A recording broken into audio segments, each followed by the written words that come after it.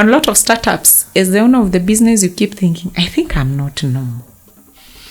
It is true. That teacher who said I will not get anywhere, they were right. I was searching everywhere how to make it in the training industry in Kenya, in Africa. What impacted my life most was the little things that we ignore as startups and we fail in business. I had decided by the time I hit 5 years in this company, this is the amount of money I will want to be earning. I was confident that I would do it so well for myself. Then there's a popular saying that says, kwa ground vitu ni different. I lost money. I was conned, by the way. So I find another person, and this time I inbox her.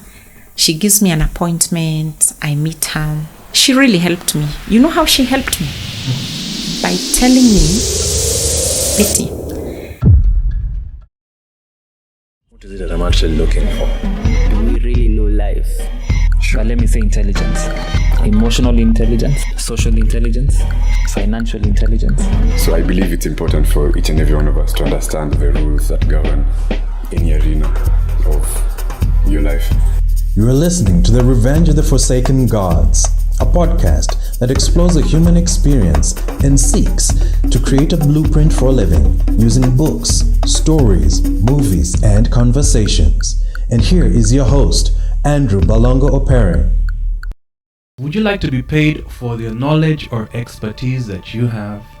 Do you know that you have a lot of expertise, but you have no idea how to make money from your expertise? Andrew Balongo Opere here, and you're listening and watching the Revenge of the Forsaken Gods podcast. And today you're in for a very special treat where you will be shown how to make money from your expertise. Our guest today has an interesting story from how she wanted to be a lawyer but ended up being a teacher, but then transformed into being a coach that impacts people's lives. And she was even given money by someone who heard her story of how her father had a very positive impact on her life. Without further ado, let me introduce for you the lady that shows you how to get paid for your professional knowledge, skills, and expertise so that you can create the life of your dreams, Coach Betty Mwaura. Wow, what an introduction, Andrew. Thank you very much. Very welcome. Thank you very much, and thank you for inviting me to the podcast. Yes. I totally appreciate. Yes, in fact, I'm happy I met you because there are a lot of people that have so many skills, but just have no way of how to make money from that. How did you get into this journey? Because I know as a kid, you aren't just thinking, I want to be a coach, you know? Yeah. What did you want to be when you were growing up? I wanted to be a lawyer, and that grew from my love for books, love for philosophy, and from my love for good things. I like good things. And that I picked from my dad growing up. My dad would bring me different literature. He would bring me magazines. He would bring me books. My dad bought me my first novel when I was a class 5 kid. When I look at that novel today, it was a bit adult, but I don't think he meant it in that way. He just wanted me to improve my grammar. And I remember him telling me, Mom, he used to call me Mom, when I come back next time on leave, I want to find you with the whole book of difficult words, things you didn't understand from this novel. He's actually the one who told me this is called a novel. It's not a textbook, it's not a magazine, it's something to entertain you, but also to teach you a little bit of grammar and, the power of storytelling. So I read the book. He would bring me a weekly review. There used to be such magazines. I wonder if the generation of today, found them anywhere, but there used to be weekly review. Wow. I remember my dad bringing us a magazine describing the king of Brunei. And I went through that magazine not once, not twice, not thrice. He brought us a magazine to read the story of Margaret Thatcher. That time she was the big boss and the boss lady. And I remember thinking to myself, someone could actually have 3,000 pairs of shoes So growing up, I had the picture of, it's possible. I saw possibilities, but I saw them in books and magazines and the literature that my parents gathered for us. So, and of course, they introduced us to TV a long time ago. So I remember there was a program by lawyers. I'll tell you the name by the time we close. So I grew up wanting to be a lawyer because my grammar was good. I performed well in school. I wore glasses. Not many people wore glasses. So in my everyday life, people would tell me, you actually talk and act like a lawyer. I wanted to be that lawyer. And I actually started working hard to be a lawyer because when my mom would send me to the market, I would go. The first day I went to the market, I found out where the law courts were in my village. I found out where the law courts were and I went there. I ran, I sat inside and I got lost in the lingo. I loved the judge, she was a lady, and the prosecutor. So they would say the big words, cap this, cap that. And I kept wondering, probably I was in class 5, I was very small. But that planted a seed in me. I wanted to be like that judge. I wanted to be in legal. I wanted to argue cases. I didn't really want justice for people. It didn't occur to me. I didn't want it for that reason. I just needed it for the, finesse they presented it with. And the fact that my dad had created a picture of whatever you want in this life, you can have it, ma'am. But you need to work hard. You need to put your stuff together and you need to be focused. So I knew it would be possible. It was just a matter of time. Wow. And he's telling you all this and you're in standard 4 and 5? Absolutely. Those were the stories my dad grew up telling me. But now I think, you're a cool kid. You said you grew up watching TV and then you're in the village. You guys had a TV in the village? Andrew, us guys were born in Nairobi, but my parents were civil servants. My mom was a teacher, my dad was a civil servant. Because of the transfer that happened with civil servants then, I don't know if it still happens up to today, my dad opted to take, for security and stability, he opted to take us to where his village was. So he got us good things. He has always been a cool man, by the way. So he's always bought us these things that we had in Nairobi. He got us a TV, he got us magazines, he built us a good home. We were actually in town, only that it was in the village. And the culture of being fine, being cultured, being fine, being, knowing where the world is going, he never let that go. Okay, since, my father was not as cool as yours, just paint for me a picture. How was he fine, I growing up, I picked it later in life. He was as fine as his mom, my grandma. My grandma was a cool grandma. Was a cool grandma who would spend the whole day arranging her clothes, ironing her clothes for Sunday. She wore stockings in the village and palms and did her hair, her long white hair. She was a cool grandma, so I think my dad picked it from his mother and I picked it from my dad. So that's how our family was. So what my dad did for us and my parents is that even though they got us out of town, they didn't really immerse us too much. They still kept telling us, you want to go back to Nairobi, you can take yourself back to Nairobi by just focusing and remaining serious with your studies. And, I had a funny story where you got made fun of for going to school in shoes because you're a Nairobi person and the kids were not. Yeah, I remember that when we landed in the village,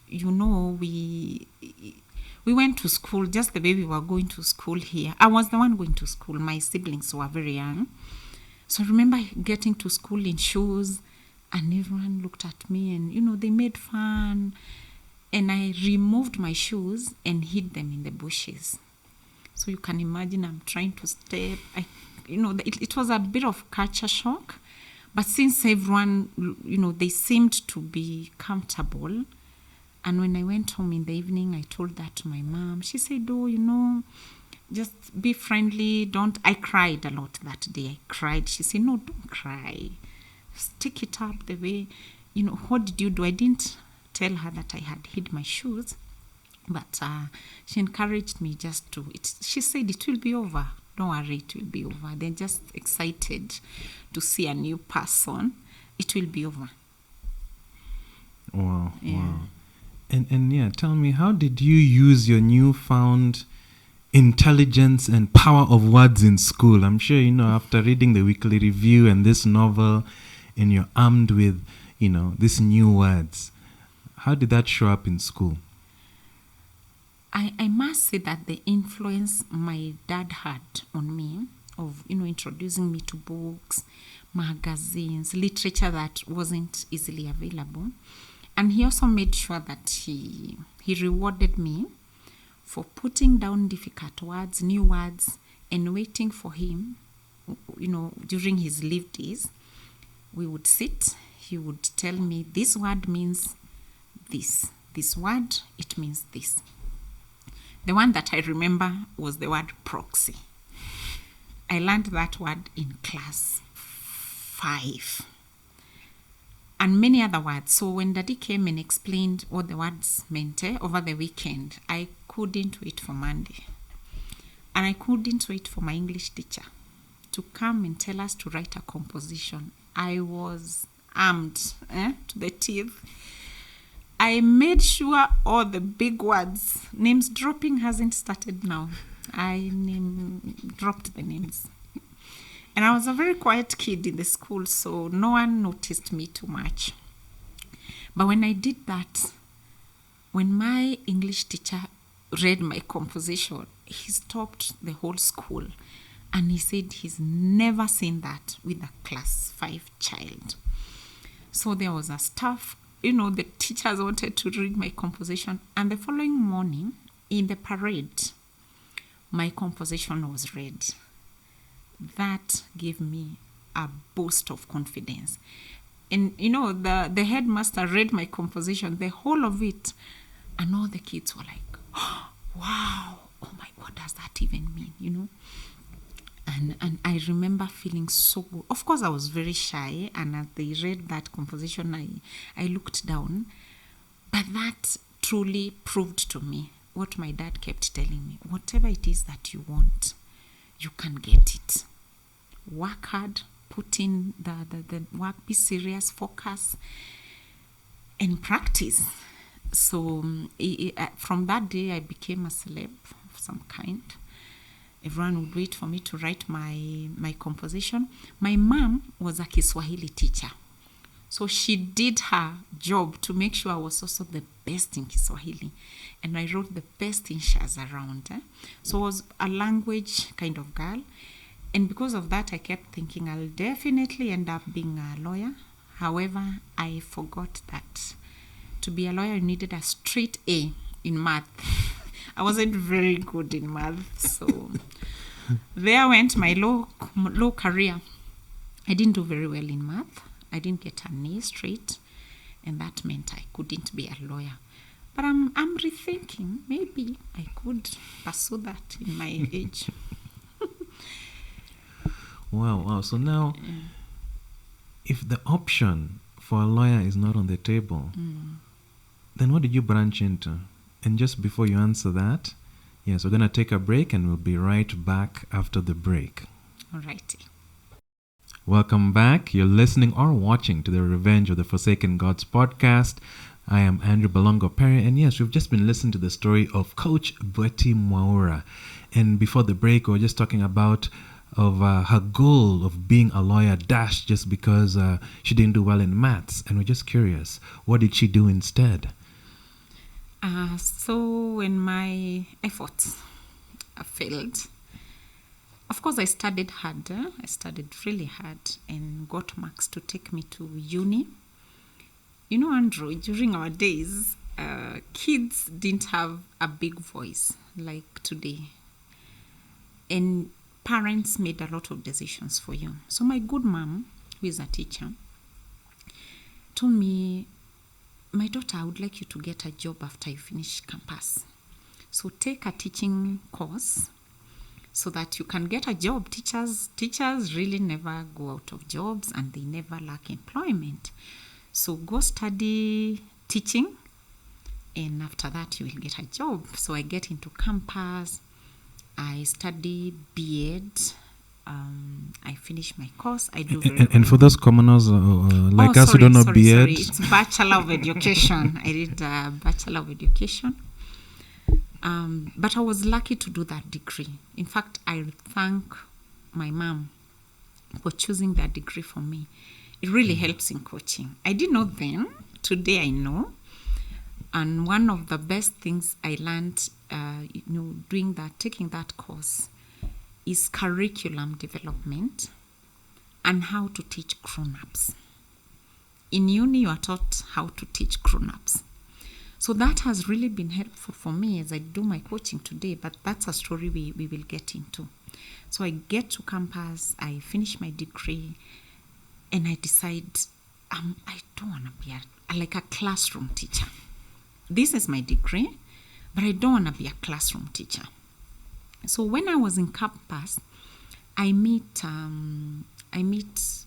Pastor Alan and Kathy Kuna. They come to preach in campus, and they remind me of my dad. They speak the language that my dad used to speak. It is possible. Don't you dare give up. Work hard. Put your things in order. And I start following them and reading their books. I read all the books they had written. I went to their bookshop. I borrowed the books and I read them. And I remember I attended many sermons in that church. But the sermon that shaped my life is the sermon that Pastor Alan preached and said, for those of you who have finished your degrees, university degrees, please don't go back to the village. In fact, my mom was planning to get me a job, a teaching job at home, and I would have gotten it. But that Sunday, he said, don't you dare go back to the village. Your parents took you to school to come to the city to see better things so that in future you will improve their lives. Don't go back to the village. You have better chances here. Go get a job. And I remember him saying, if you've just graduated and you don't have a job, this whole week, go buy a whole bunch of foolscaps. Do application letters to all the banks. He mentioned the ones that he knew. Do those application letters to, there's a new company called Safaricom, there's Airtel. He mentioned big companies.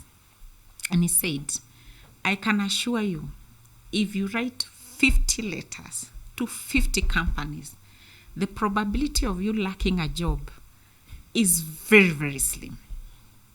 I want you to go and do that. I'm a good student and I like implementing knowledge. I love knowledge. So when I hear good knowledge, I like implementing. Following Monday, I went bought a whole bunch of foolscaps, I sat down and I bought envelopes and I did applications. I did so many of them. And because I couldn't afford stamps for each and every letter, I literally called my friends and we walked, all of us, everyone with their bahasha, envelope, and we dropped to the various places. Faith and the right mindset works almost all the time. So I got called and I was lucky to get a job at Safaricom. And I will say it's because Pastor Alan talked about it and I took action. And long story short, I got my first employment was at Safaricom. Wow. Yeah. Wow. Congratulations. So now I ended up being in telecommunications from my degree in teaching. I didn't go to classroom to teach. Though I taught in a college in town, I did teach in a college.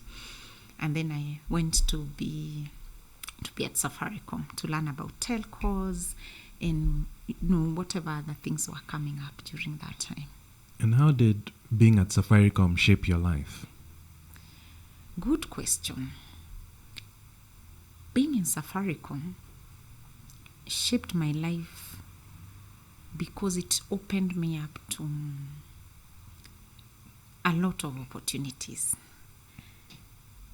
I did so much training. The company, trained us so much. We were in a training literally every quarter.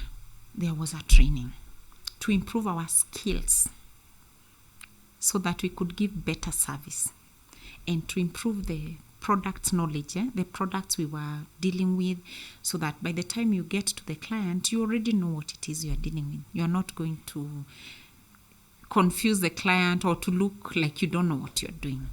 So our skills were upgraded big time, and I thank Safaricom for that. They also improved our knowledge, either the product knowledge or general telco knowledge, global, our neighbors. A lot of that information was brought along. That's one thing I really, really learned from Safaricom. Number 2, the culture of hard work. That place, we worked. The ethos, work ethics, plus. It was good. We respected our jobs. We worked hard. We earned our money. And most importantly, marketing. I learned my marketing skills from Safaricom and also treating my client as the boss of whatever I do. I learned from Safaricom that Safaricom didn't employ me. They said, we don't employ you. The person who employs you is that client. If they stop shopping from us, you go home, and we also go home as the directors, and this company closes down. So who is the real boss?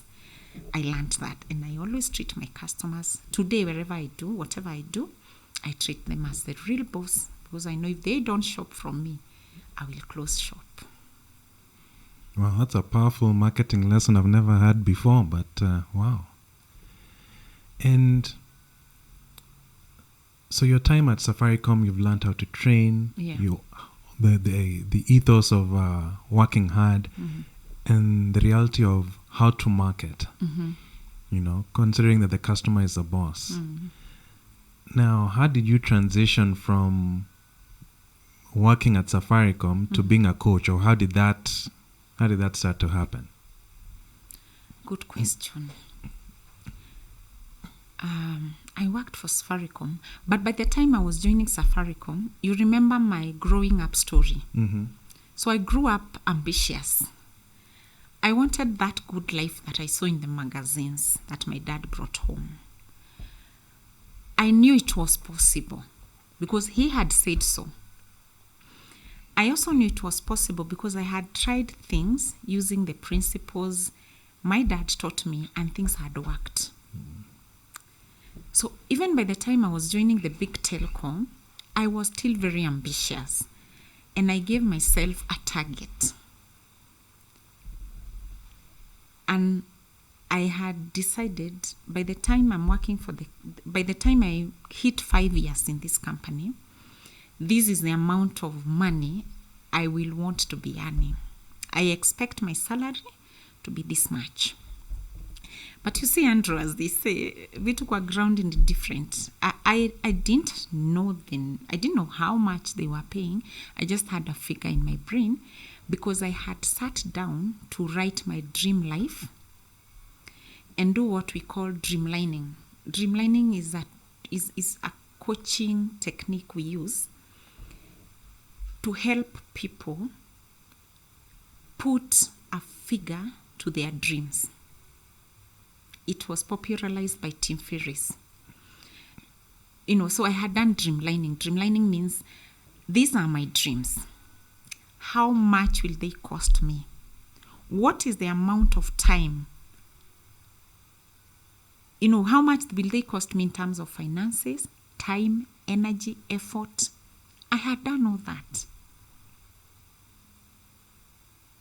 So by the time it was 5 years, I started realizing my dream and where I am, we are going parallel directions. We are actually not just going to the same direction. And that's the power of having a vision. Not only having a vision, but being serious about that vision. Most people don't get there because they just have a dream. I want to fly the world. I want to visit 3 destinations every year. They don't know how much it's going to cost them in terms of time, money, effort. I want to be a journalist. Do you want to be a journalist? Do you want to do that makeup every day? You want to be in a suit every day? When you do Dreamlining, it clears, it helps you get clarity. And you actually, if I knew those days what being a lawyer is, I would have abandoned that dream. Because I would have seen, oh, being a lawyer means 1, 2, 3 things. I'm not interested. You get? So I had already done that, and I realized we weren't getting anywhere. Safaricom didn't do anything wrong to me. I wasn't fired. People ask me, you left Safaricom or you are fired? Speak the truth. I wasn't fired. I am the one who left work. Okay, so from the Dreamlining, how long would it have taken you to fulfill your dream? Oh, I would have forgotten. Good question. From the Dreamlining, it needed me to spend another 5 years so that whatever I wanted to earn in 5 years, I would earn it in 10 years. So I needed another 5 years. So I actually realized, oh, if that's the case, then it means I will never achieve my dreams, because I also have dreams for 10 years from now. That means I'll achieve those dreams in 15 years. And because it's not the problem of the company has its policies, its salary structure, and they can't just give you money because you have a dream. Absolutely not. There's a way the company works. So it's you to decide, what am I going to do with this information? Because you cannot twist the company to do your wish. It is you to decide, this is not working for me. They don't have a problem with me. I don't have a problem with them.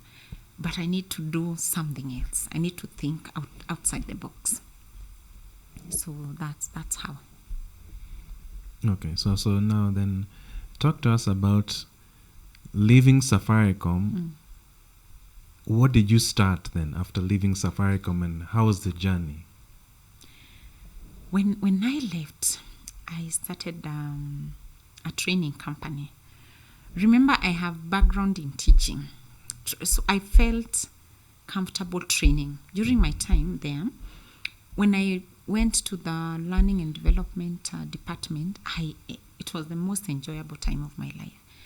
I put into practice my curriculum development skills, my teaching skills, my coaching skills. I had them, but I didn't know it was coaching.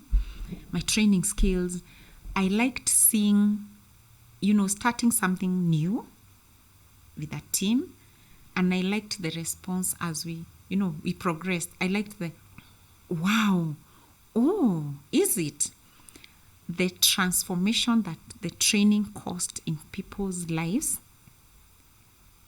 was my driving force. Like, I liked it. I was like, oh my God, I can cause change in someone's life. I want to do this. Plus, personally, I'm not a very behind, I don't, operations on the laptop the whole time doing things. I don't like that. I am a people's person. I love seeing the transformation happening. I see the big picture. I want to work with you to achieve that big picture. So because of that, what I was comfortable doing was training. So I leave, I start a training company. And like most employees, I will not say all employees, I'll say most. Most employees live with this mindset. Since I'm doing very well for this company, I will leave so that I go do it for myself. I know I'll do it much better. I want to say that that is not the truth that I found on the ground. I was confident that I would do it so well for myself. Then there's a popular saying that says, kwa ground vitu ni different. On the ground, things don't look as they looked when you're on the other side. So it was a surprise. And I thought to myself, I thought I was doing this thing very easily. Then I realized I'm a professional. I have transitioned. But then I transitioned with the wrong mindset. And when you transition with the wrong mindset, you come to the ground, you find the ground has gatekeepers. The ground has its owners. The training industry has its owners. And you have to knock the doors. And it looked like there was a code, some kind of code that I didn't understand. I did everything I could to run a good training company. Got a few clients who paid very well, and I thought, this is working. Shortly, it wasn't. And I know it is a story of many professionals that I've worked with. They've left their big jobs in the hospitality industry. They've left their big jobs in the medical industry. They have left their big jobs in the financial sector. They've set up businesses, big office, big name, big branding. They got one contract, then everything went quiet. They wonder what happened. So that happened to me as well. Who seemed to know what they were doing. And whatever it is they were doing is what was interesting me. So I get close and I realize the doors are closed, don't come near you, newbie, just disappear, go back to work, go back to employment. So I abandoned that project.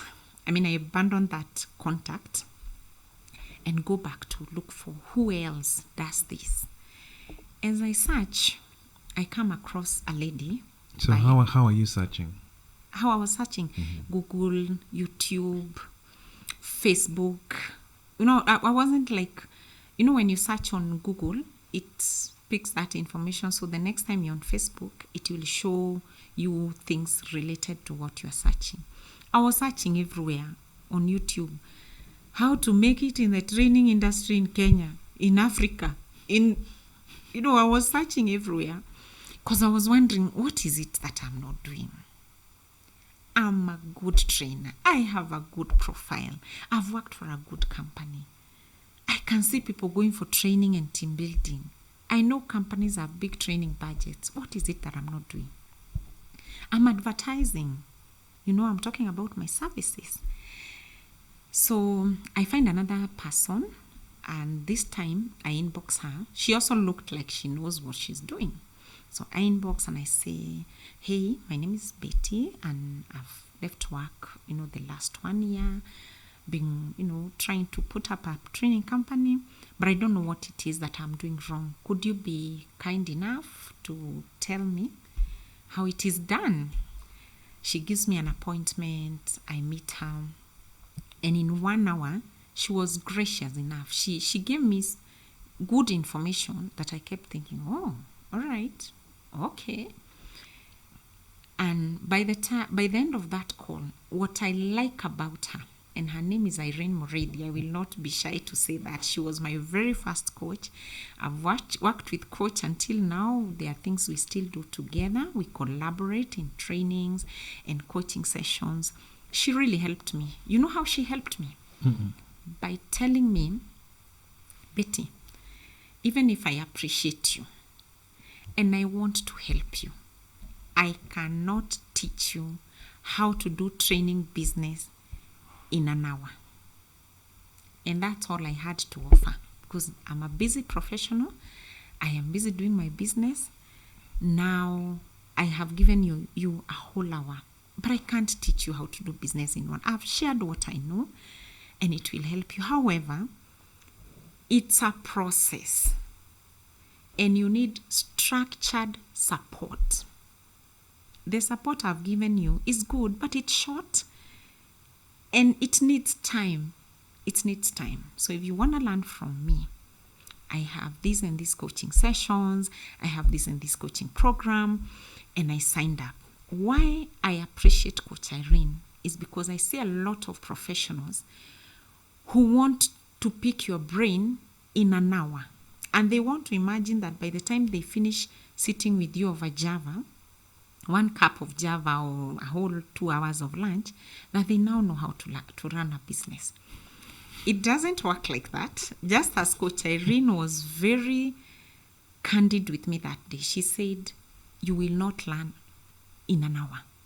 You will need us to sit together. You'll need accountability. When you practice this and it works, well and good. If you practice and it doesn't work, you need accountability. You need support. You need encouragement. That cannot happen on this table. And that's the mistake many people are making. They are going to YouTube. They search for every video available. They watch for 2 minutes. They get distracted. They're on phone. They watch another 2 minutes. They are called outside. Then they think they now have the knowledge to run a business. Or they follow a coach they admire on social media. They keep tabs on Coach Betty. Every day they keep tabs on a coach they admire. I admire many coaches. I admired Lisa Nichols for long. I don't know if you know Lisa Nichols. Oh, yes. During my finding days, I bumped into her. And I'm telling you, Andrew, I sat in my office. I listened to every video that lady had put on YouTube. Every, with a notebook and colored pens. I did my notes and colored pens and stick pads, and I immersed myself to learn from Lisa. And after all that, 3 notebooks later, I still couldn't run a business properly. So one time, I bought an online program from her, which was short and cheap. I think I bought it for less than 10,000. And I thought, this is it, finally. I still didn't learn how to run a business. I learned a lot. Until one time, she sent an email and said, hey, Betty, I know you're in Africa. I'll be coming to Dubai. If you're interested, these are the VIP ticket rates. These are the normal rates. If you sit in VIP, these are the perks. Because of the impact she had had in my life on YouTube, I paid that ticket straight up, reserved my VIP ticket. And what changed my life is sitting with Lisa for 3 days in a physical event. There's nothing she said in that physical event that I hadn't heard from the YouTube video. But there's something that comes with access to the right people. There's something that comes with being with that person. There's something that comes with watching that person do their things. And so I learned a lot from her. And that's how my business started, rising. I met other coaches who were in that event as well. I bought their programs. I was with them. And would you mind just sharing maybe just 3 key ideas that you learned from her during that event? I will not mind sharing the key ideas. Number 1, you will be surprised. It is not the big things that we think, this is what will build my business. She did not teach us accounting 101, systems 102. She didn't. She taught those things. But what impacted my life most was the little things that we ignore as startups and we fail in business. Number 1, mindset. Having the right mindset to approach your business. Number 2, resilience. That lady gave us the story of her business. Now, when you're close with someone, now they share the failures. On YouTube, their successes, big taking jets and planes and, private jets and all that. But when you sit with someone in a room, when they give you access, they tell you, these are my struggles. You know what that did to me? I asked myself, if Lisa can go through this, she's a big brand, why am I worried about my small problems as a business person? I should overcome them and build a business. So she taught us mindset, resilience, and she also taught us the power of support. Who is supporting you? Are you running a one-man show and you think you're in business? Any startup that has you as the director, the cleaner, the what, it's okay, you can start like that. But who else is supporting you? Mentally, financially, emotionally? Do you have someone you can call in the evening and tell them, I was waiting for a check, but it has not, the transaction has not gone through. The client has given me a bouncing check.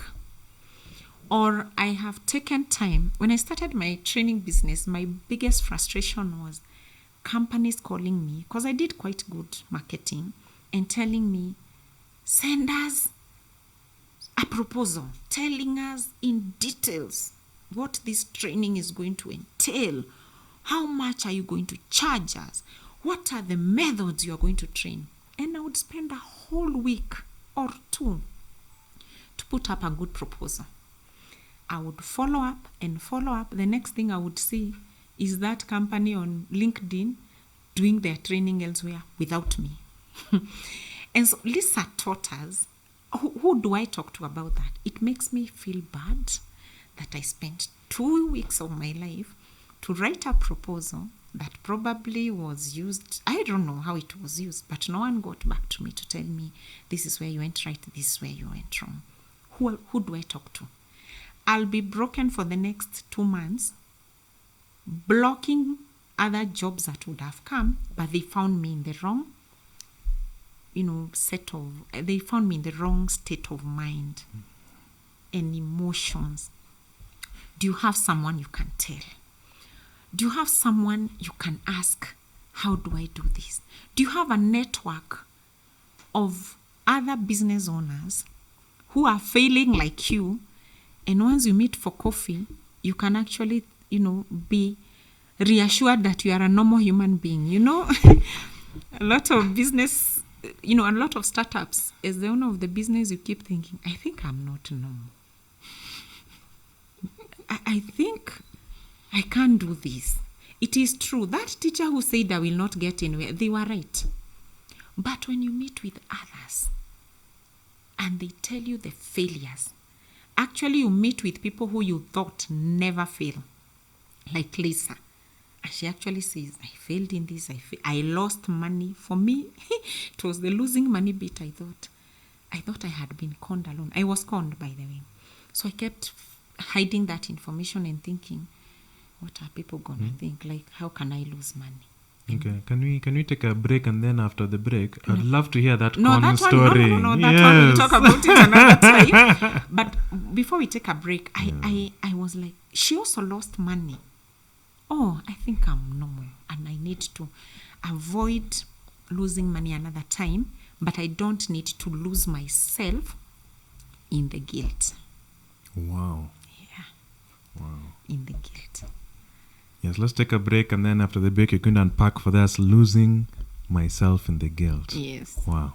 My name is Coach Betty Mwaura, and you are listening to the Revenge of the Forsaken Gods podcast. Continue listening for more inspiration.